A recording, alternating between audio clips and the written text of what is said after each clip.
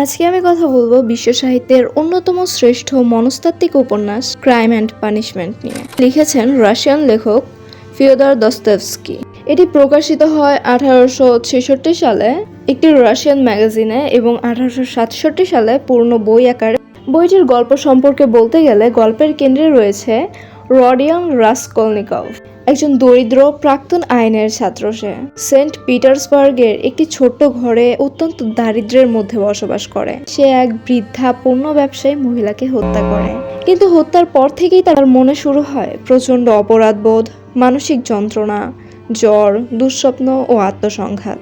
তার মা ও বোন, বন্ধু রাজমিখিন, পুলিশ ইন্সপেক্টর পোরফিরি, মার মোলদভের মেয়ে সোনিয়া, যে কিনা একজন প্রস্টিটিউট, সবাই তার জীবনে এসে তার মানসিক অবস্থাকে আরো জটিল করে তোলে। গল্পটি মূলত রাসকলনিকভের অভ্যন্তরীণ যুদ্ধ, অপরাধবোধ ও মুক্তির সন্ধান নিয়ে। দারিদ্র্য, সমাজ, একাকিত্ব, আধুনিক শহরে মানুষের বিচ্ছিন্নতা, পাপ, অনুতাপ ও মুক্তি, বিশেষ করে খ্রিস্টীয় বিশ্বাস, ভালোবাসা ও কষ্টের মাধ্যমে আত্মার পুনরুদ্ধারের বিষয়টা মানুষের মনোবিজ্ঞান দস্তয়েভস্কি অসাধারণ দক্ষতায় এগুলো ফুটিয়ে তুলেছেন।